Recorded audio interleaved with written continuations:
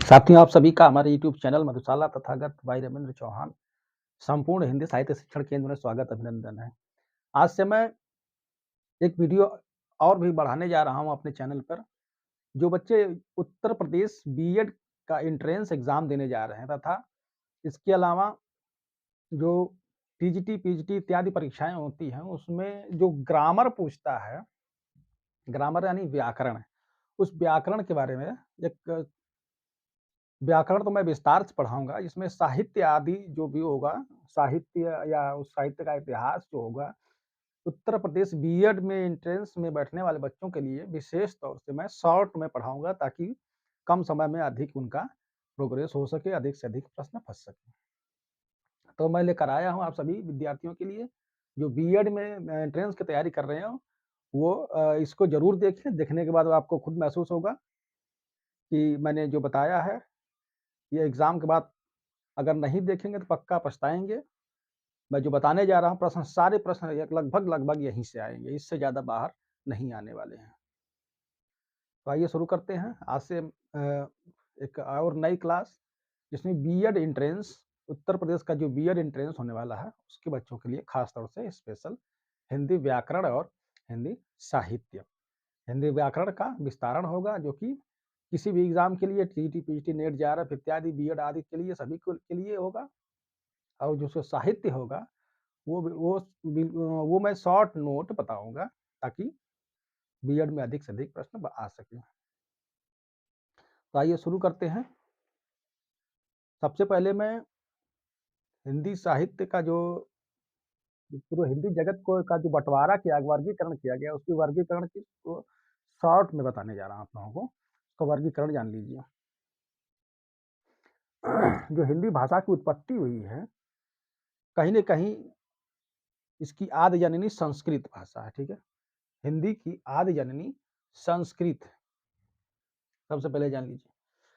संपूर्ण हिंदी साहित्य को, संपूर्ण जगत को 3 भागों में बाँटा गया है, ठीक है? हिंदी साहित्य का वर्गीकरण, साहित्य का वर्गीकरण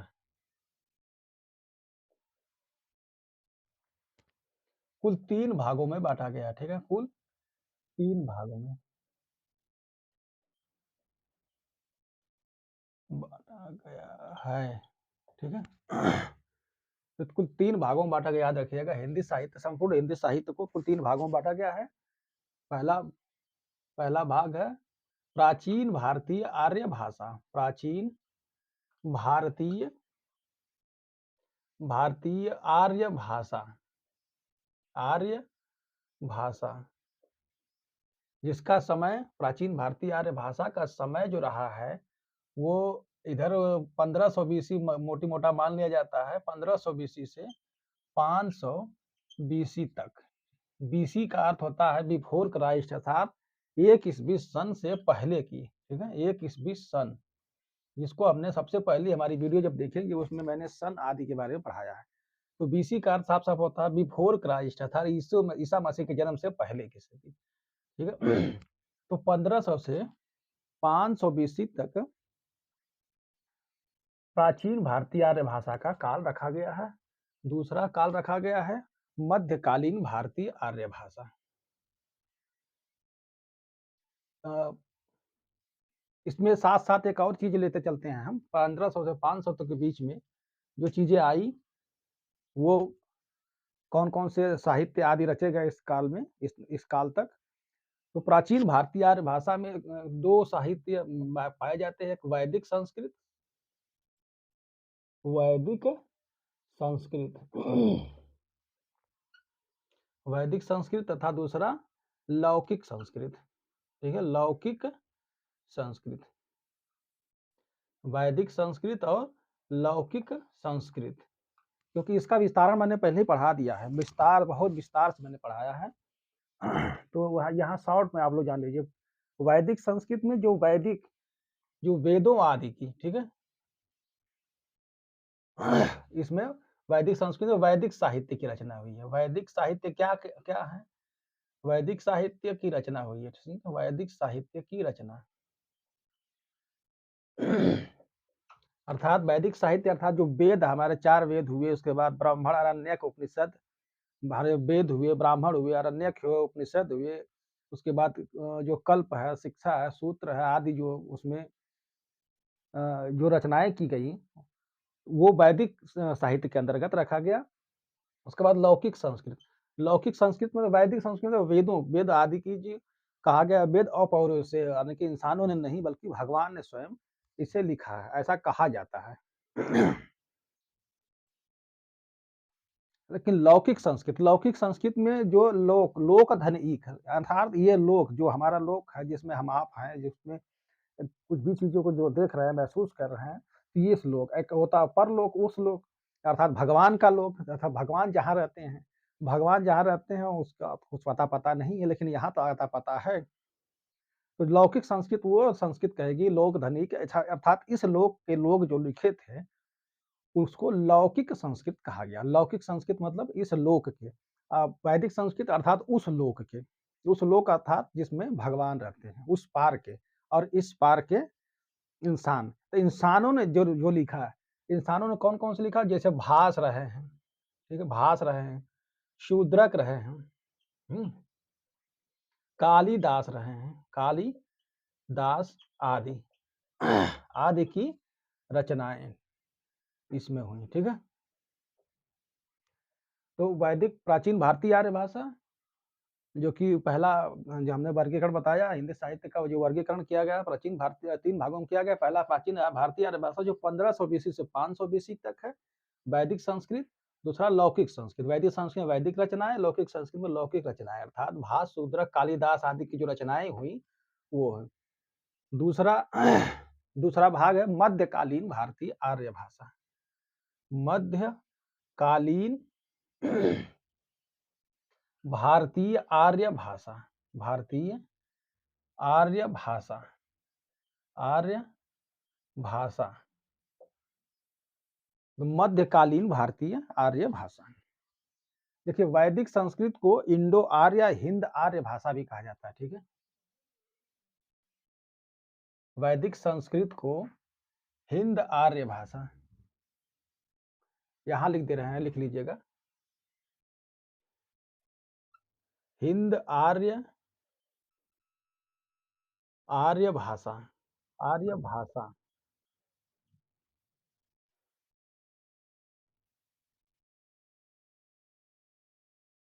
उसको इसको जो छूटा इसको दोबारा लिख दे रहे हैं, इसको लिख लीजिएगा बढ़िया से।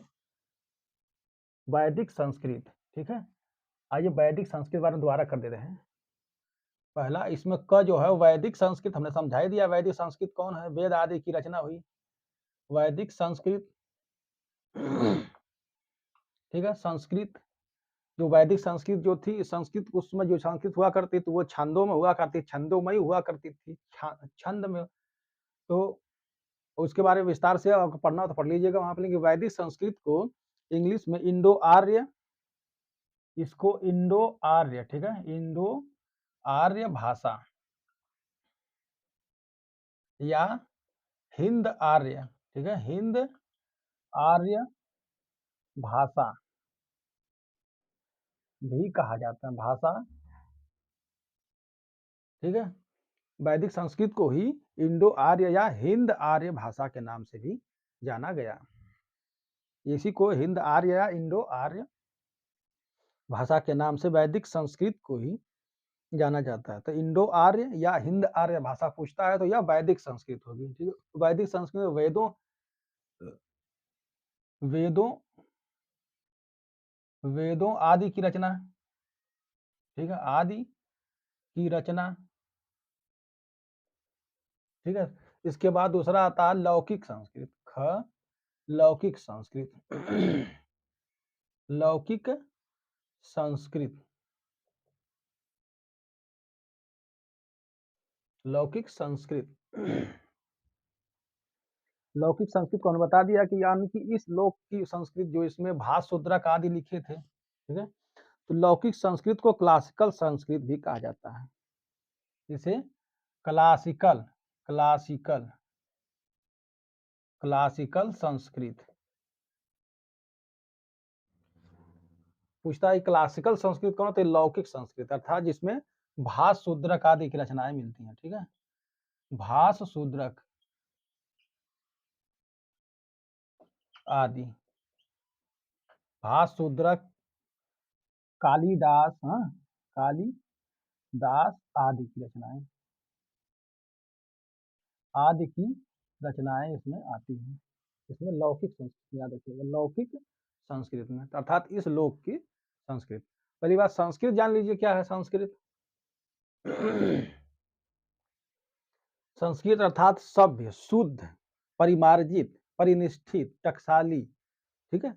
पहले क्या हुआ करता था वैदिक संस्कृत में, ये जो संस्कृत आज हम देख रहे हैं, जिस बोल रहे हैं या जो जो पढ़ा रहे हैं, स्कूल कॉलेजों किताबों में मिलती है, यह संस्कृत नहीं थी बल्कि यह छंदों में हुआ करती थी।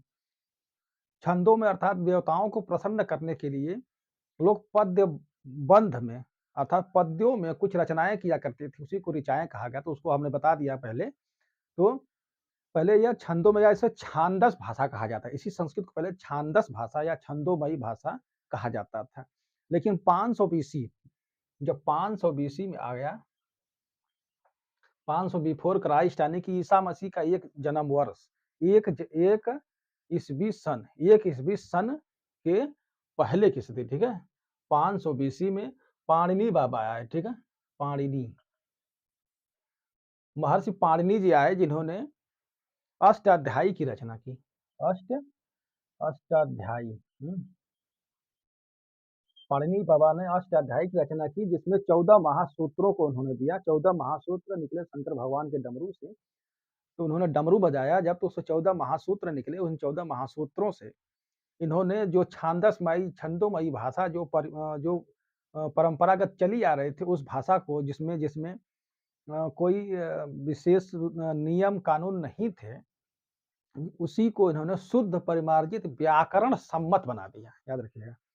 तो जो जो चली आ रही थी, जो संस्कृत चली आ रही थी, उसको उन्होंने व्याकरण सम्मत बना दिया। तो उसी को सुसंस्कृत या सभ्य या शुद्ध या परिमार्जित या टकसाली संस्कृत कहा जाने लगा। याद रखिएगा। यही शुद्ध जब नहीं शुद्ध कर दिया, सुसंस्कृत कर दिया, यानी कि यह सभ्य हो गया। तो जो भाषा सभ्य हो गई तो सुसंस्कृत हो गई, यानी कि उसमें संस्कार आ गए। जिस भाषा के अंदर पाणिनि बाबा ने, महर्षि पाणिनि ने संस्कार कर दिया, तो वह संस्कारित हो गई, यानी कि उसी को संस्कृत के नाम से जाना जाने लगा। तो पाणिनि बाबा ने इसको सुसंस्कृत बनाया।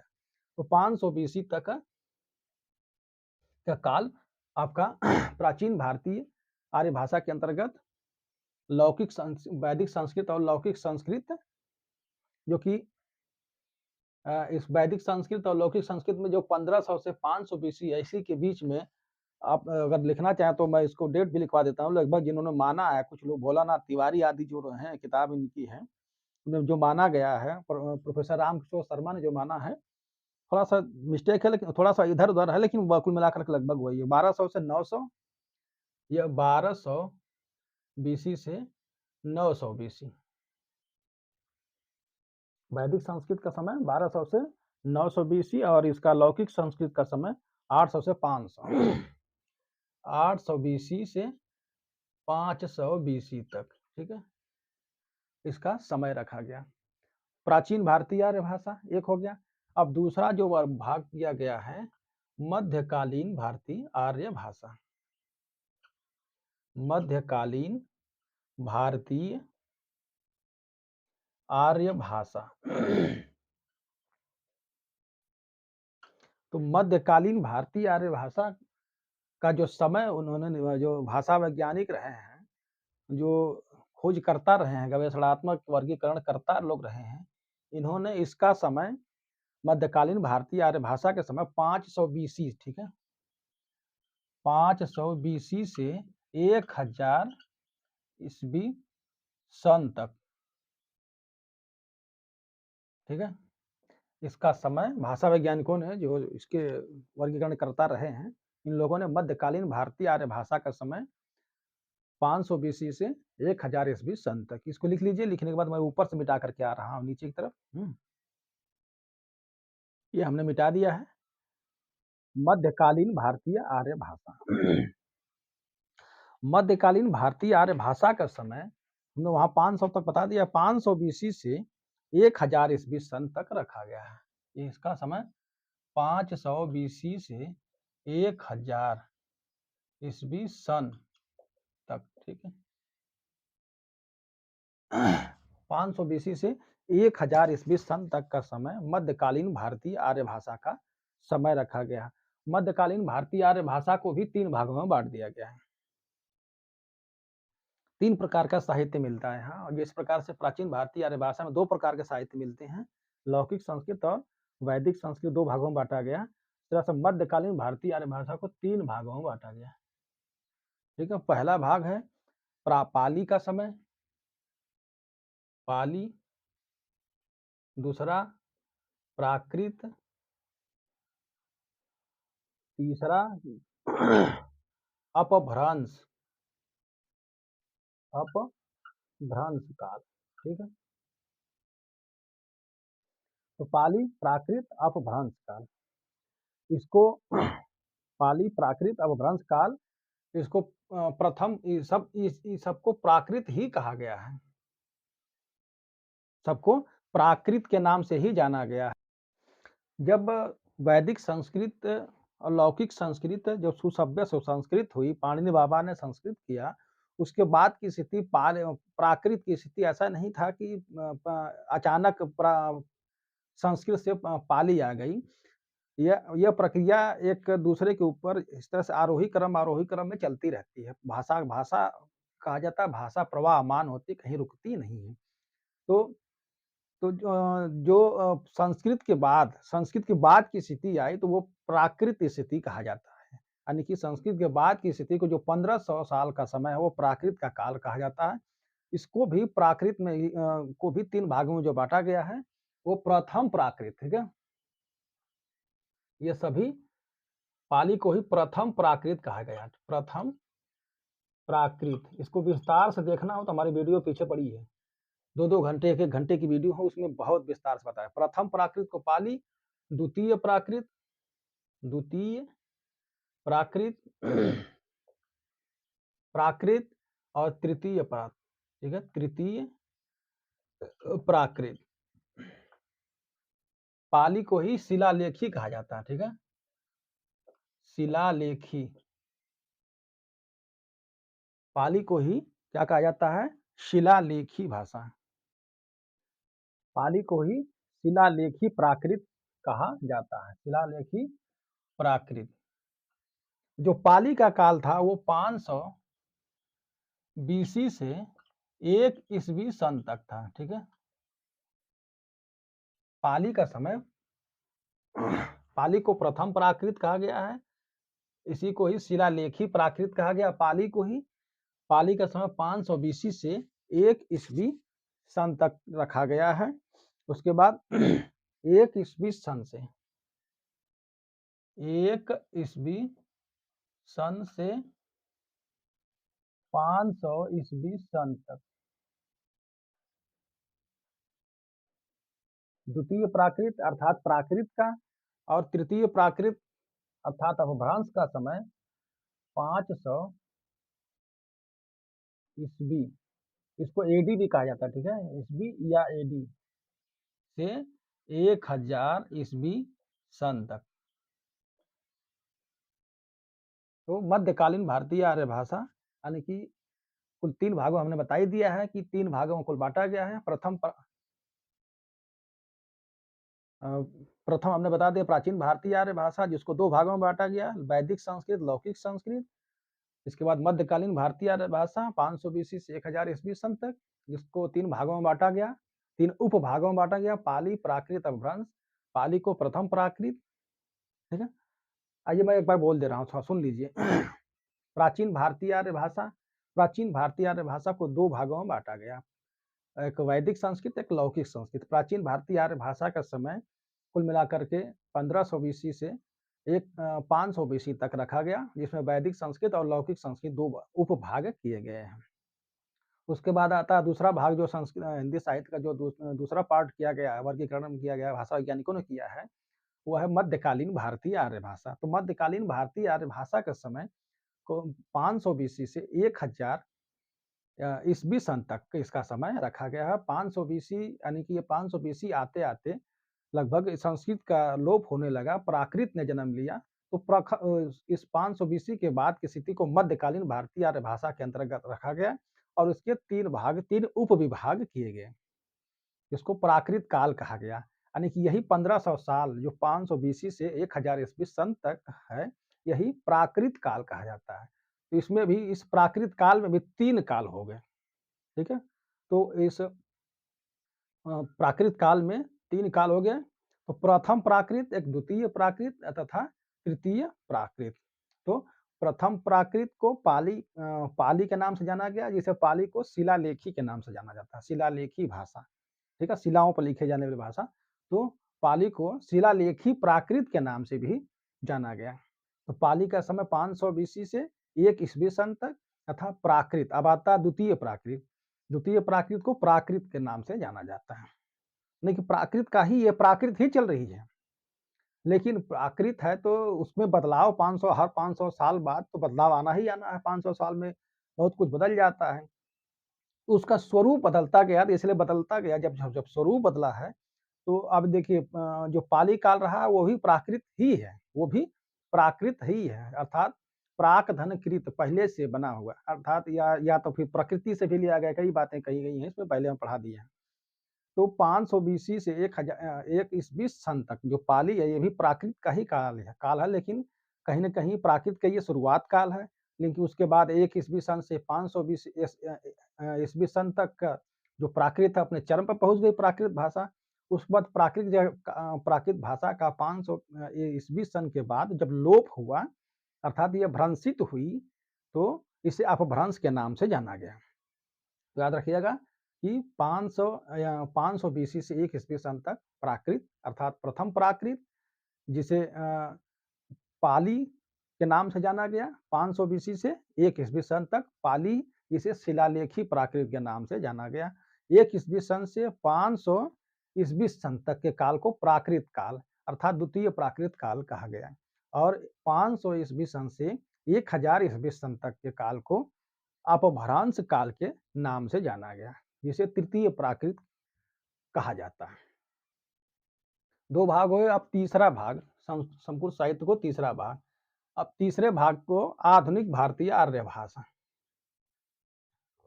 आधुनिक भारतीय आर्य भाषा,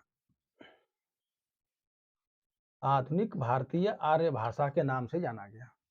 आधुनिक भारतीय आर्य भाषा का जो समय है वो 1000 ईस्वी सन से अब तक का समय रखा गया है। 1000 ईस्वी सन से अब तक का समय रखा गया है। इसमें भी बहुत ज़्यादा नहीं है आधुनिक में। तो आधुनिक काल को भी में अगर कहेंगे तो इसमें भक्ति काल आ जाता है। भक्ति काल, रीति काल, भक्ति काल, रीति काल तथा आधुनिक काल या गद्य काल। गद्य काल तो इसको छोड़िए, बहुत ज़्यादा इसमें नहीं, बस इतना प्रश्न इस बनता है। याद रखिएगा कि संपूर्ण हिंदी साहित्य को 3 भागों में बांटा गया: प्राचीन भारतीय आर्य भाषा, मध्यकालीन भारतीय आर्य भाषा तथा आधुनिक भारतीय आर्य भाषा। प्राचीन भारतीय आर्य भाषा 1500 से 500 बीसी, मध्यकालीन भारतीय आर्य भाषा 500 बीसी से 1000 ईस्वी सन तक और आधुनिक आर्य भाषा, भारतीय आर्य भाषा 1000 ईस्वी से अब तक का समय रखा गया। प्राचीन भारतीय आर्य भाषा को 2 भागों में बांटा गया: वैदिक संस्कृत, लौकिक संस्कृत। मध्यकालीन भारतीय आर्य भाषा को 3 भागों में बांटा गया: प्रथम प्राकृत पाली, द्वितीय प्राकृत, तृतीय प्राकृत अपभ्रंश। तो मध्यकालीन भारतीय आर्य भाषा जो रही है उसका समय 500 से 1 ईस्वी सन तक पाली, 1 ईस्वी से 500 एडी तक, यानी कि 500 बीसी से 1 ईस्वी तक पाली जिसे शिलालेखी कहा गया। 1 ईस्वी सन से 500 ईस्वी सन तक का प्राकृत, जिसे द्वितीय प्राकृत कहा गया। और 500 ईस्वी सन से 500 ईस्वी सन से 1000 ईस्वी सन तक के समय को अपभ्रंश के नाम से जाना गया। तो ये बहुत ज़्यादा पूछता है बीएड में, यूपी बीएड में जब एंट्रेंस देने जाएंगे उसमें बहुत ज़बरदस्त प्रश्न बनता है। इससे प्रश्न बनता है, 2-4 प्रश्न, 2-3 प्रश्न रहेंगे, इसको जरूर पढ़िएगा। इसके बाद हम आपको आइए ले चलते हैं हिंदी भाषा की उत्पत्ति।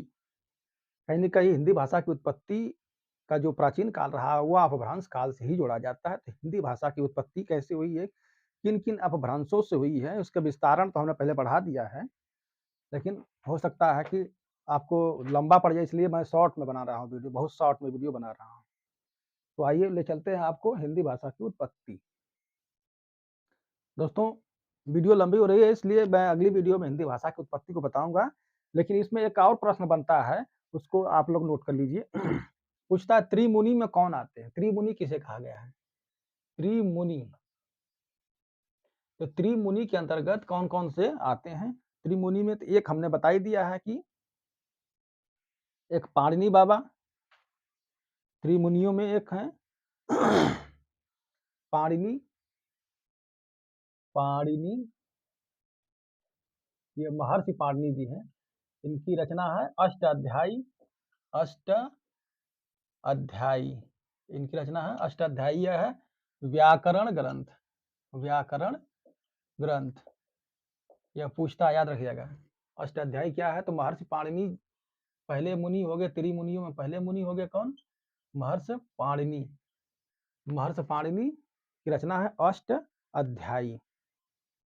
इन्होंने ही संस्कृत को सुसंस्कृत किया था, सभ्य किया था, ठीक है।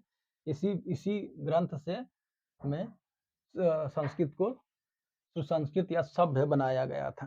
दूसरे मुनि है त्रिमुनियों में, जो दूसरे मुनि हैं वो है वर रुचि, वर वर रुचि, अर्थात ऋषि गोत्र में उत्पन्न। इसको ऋषि गोत्र, गोत्र में उत्पन्न। वर रुचि को का अर्थ होता है ऋषि गोत्र में, वर रुचि का अर्थ है, ठीक है, इसी का अर्थ है ऋषि गोत्र में उत्पन्न को वर रुचि कहा गया है। इसी बाबा ने जो दूसरे मुनि हुए, त्रिमुनियों में पहले मुनि पाणिनि, दूसरे मुनि वर रुचि, तो वर रुचि बाबा ने इसी अष्टाध्यायी पर, ठीक है, अष्टाध्यायी पर, अष्टाध्यायी गलत लिख दिया, अष्टाध्यायी पर, ठीक है, अष्टाध्यायी ग्रंथ पर इन्होंने वर्तिका लिखा था, ठीक है, वर्तिका, वर्तिका, वर्तिका को अंग्रेजी में कमेंट्री कहा जाता है, कमेंट्री, ठीक है। तो कमेंट्री के नाम से, कमेंट्री यानी कि जो आप देखते हैं कि नहीं क्रिकेट आदि देखते हैं तो वहाँ पे कमेंट्री होती है ना, इसी तरह से वर्तिका नाम दिया गया है।